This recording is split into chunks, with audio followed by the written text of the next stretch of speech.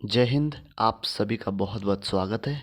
हम आज कर रहे हैं क्रियात्मक अनुसंधान के वस्तुनिष्ठ प्रश्न ऑब्जेक्टिव टाइप्स कुछ क्वेश्चंस करेंगे। तो आइए शुरू शुरू करते हैं इसको। सोच कर दीजिए इसका जवाब कि अनुसंधान के संदर्भ में त्रुटिपूर्ण कथन कौन सा है। बताइए इनमें से, जिसमें कि ऑप्शन ए देता है आपको कि अनुसंधान उपाधि से विभूषित होने के लिए किया जाता है, या फिर अनुसंधान ख्याति प्राप्त करने के लिए किया जाता है, या अनुसंधान आविष्कार हेतु किया जाता है, या उपरोक्त सभी पद त्रुटिपूर्ण है। तो सही जवाब बताइए इसका। तो जो सही जवाब दिया है इसमें वो ऑप्शन डी है कि सभी सभी में गड़बड़ लग रही है थोड़ा बहुत। और अगले सवाल पे, यदि एक अनुसंधानकर्ता किसी समस्या के प्रति पूर्वाग्रह रखता है। पूर्वाग्रह समझ रहे होंगे, जो मतलब पहले से ही कोई चीज़ चलती आ रही हो, सही है गलत है हम उसी को ही मान के चल रहे हैं, वो होती पूर्वाग्रह। और या दोबारा पढ़ते हैं इसको। समस्या के प्रति पूर्वाग्रह रखता है तो उसके द्वारा किए जाने वाले अनुसंधान को कहा जाएगा। क्या कहा जाएगा उसके द्वारा जो किया जाने वाला अनुसंधान है। देता है ऑप्शन कि मूल्यपरक अनुसंधान, या फिर दूषित अनुसंधान, या अनुचित अनुसंधान, या फिर पूर्वाग्रही अनुसंधान। तो हाँ, जिसने डी मारा है वो बिल्कुल गलत है। और इसमें सही जवाब होना है दूषित अनुसंधान। ऑप्शन बी सही जवाब है इसमें। अनुसंधान का सर्वोच्च गुण कौन सा है वो आपने बताना है, जिसमें जिज्ञासा प्रवृत्ति, या फिर योग्यता, या सशक्त कल्पनाशीलता, या फिर इनमें से सभी है ये। तो कौन सा है। तो अनुसंधान में सबसे पहले जिज्ञासा प्रवृत्ति होती है, तो ऑप्शन ए सही जवाब है इसका। और समस्या का जो चयन आधार है वो कौन सा है। ऑप्शन ए देखो इसमें कि दो परस्पर विरोधी अनुभव, या फिर अनुसंधान के बाद दिए गए सुझाव, या फिर है विषय विषय विशेषज्ञों से परामर्श, या फिर ऑप्शन डी है कि सभी हैं ये। तो इसमें सही जवाब जो है वो ऑप्शन डी है, सही जवाब है नहीं, उपरोक्त सभी। और पांचवा देखिए इसमें, आजकल प्रायः अनुसंधान करने हेतु निम्नलिखित परंपरा प्रचलित है। तो कौन सी परंपरा प्रचलित है।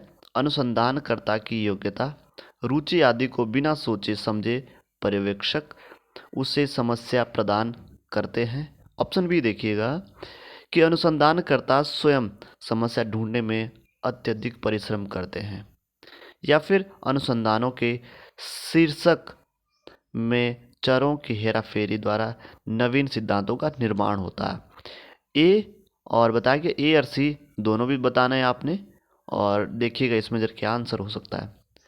और इसका जो सही जवाब है वो ऑप्शन डी है, ए और सी दोनों सही है। और प्रश्न संख्या 6 देखिए यहाँ पे कि पूर्ण किए जा चुके अनुसंधानों से समस्या चयन किस प्रकार होता है। अनुसंधान कराने वाले शिक्षक से जानकारी ग्रहण करके, या फिर अनुसंधानकर्ता से व्यापक जानकारी ग्रहण करके, या उक्त अनुसंधानों को संबंधित पुस्तकालय में जाकर पढ़कर, वहाँ जाकर पढ़ना है इसको, और उपरोक्त में से कोई नहीं। तो सही जवाब इसमें से जो है कि जो भी अनुसंधान को संबंधित पुस्तकालय में जाकर पढ़कर, और समस्या तभी तो खत्म होगी। परस्पर विरोधी अनुभवों से समस्या उत्पन्न होती है जब, ऑप्शन देखिएगा कि जब वे द्वंद्व उत्पन्न करते हैं, या फिर जब वे परस्पर समझौता करते हैं, जब वे संघर्ष उत्पन्न करते हैं, उपरोक्त में से किसी भी स्थिति में नहीं। तो जो सही जवाब दे रहा है इसमें वो ऑप्शन ए है कि जब वे द्वंद्व उत्पन्न करते हैं। ऑप्शन ए सही जवाब है। स्पष्टीकरण संबंधी रिक्तियों से तात्पर्य है। क्या तात्पर्य इसमें से, आइए जानते हैं ऑप्शन को कि जब किसी स्पष्टीकरण में अस्पष्टता होती है, या फिर जब किसी स्पष्टीकरण में विभेद उजागर होता है, या फिर जब किसी स्पष्टीकरण की अभिव्यक्ति में मतभेद होता है, या उपरोक्त सभी है। सही जवाब क्या हो सकता है इसमें? तो जो ऑप्शन डी है ये बिल्कुल सही है जवाब है। आगे बढ़ेंगे इसमें। और ऐतिहासिक, बहुत बढ़िया सवाल है ये, गार्डन गार्डन कर देगा आपके दिल को भी। और ऐतिहासिक विधि के प्रकार बताइए मेरे दोस्तों, ये बताइए ऐतिहासिक विधि के प्रकार हैं। कौन से ऐतिहासिक विधि का प्रकार है इसमें से?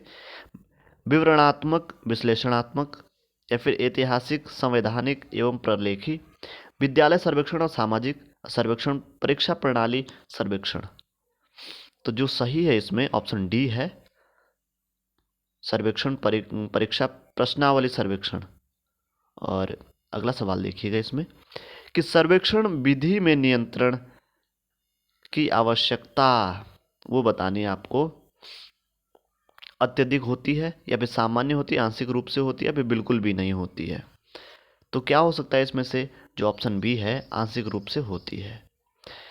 बाह्य एवं आंतरिक वैधता उपस्थित रहती है प्रयोगात्मक विधि से प्राप्त निष्कर्षों में, या फिर सर्वेक्षण विधि से प्राप्त निष्कर्षों में, घटनोत्तर विधि से प्राप्त निष्कर्षों में, या फिर उपरोक्त में से किसी में नहीं। तो जो सही जवाब है इसमें घटनोत्तर विधि से प्राप्त निष्कर्षों में, ऑप्शन सी सही जवाब है। और निम्नलिखित में से कौन सी विधि न्यादर्श बताया नियंत्रण एवं निष्कर्ष वैधता संबंधी समस्याओं से मुक्त रहती है? तो कौन सी रहती है इसमें से? जैसे ऐतिहासिक विधि, या फिर प्रयोगात्मक, दार्शनिक विधि, या सर्वेक्षण विधि। तो जो ऑप्शन ए है इसका, ऐतिहासिक विधि, तो ये सही जवाब है। घटनोत्तर विधि का संबंध किससे होता है, या संबंध होता है किससे होता है इसका संबंध? न्यादर्श से, या फिर नियंत्रण से, निष्कर्ष संबंधी वैधता से, या उपरोक्त में से सभी है ये। तो क्या हो सकता है? तो उपरोक्त में सभी, ये ऑप्शन डी सही जवाब है इसका।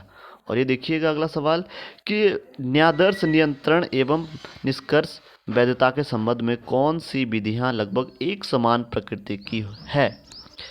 सर्वेक्षण एवं प्रयोगात्मक विधि, या फिर ऐतिहासिक, दार्शनिक विधि, या प्रयोगात्मक घटनोत्तर विधि, उपरोक्त में से कोई नहीं, जो एक समान सी है।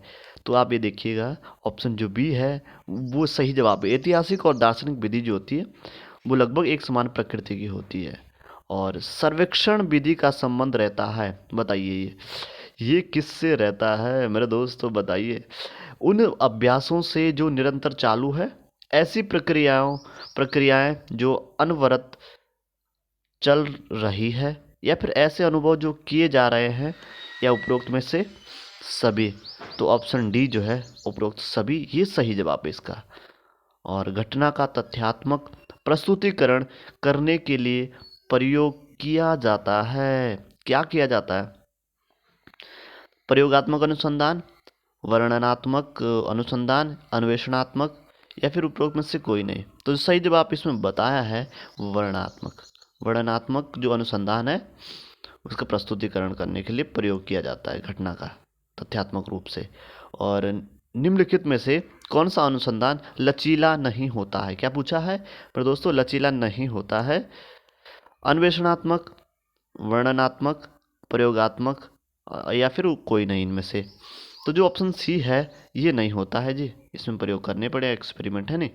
तो जो ऑप्शन सी है वो सही जवाब है इसमें। और इसी के साथ इतने ही सवाल थे। और ये आपकी उत्तर माला भी है, आप देख चाहे तो देख सकते हैं। ख्याल रखिएगा अपना, फिर मिलते हैं आपको अगले वीडियो में। जय हिंद।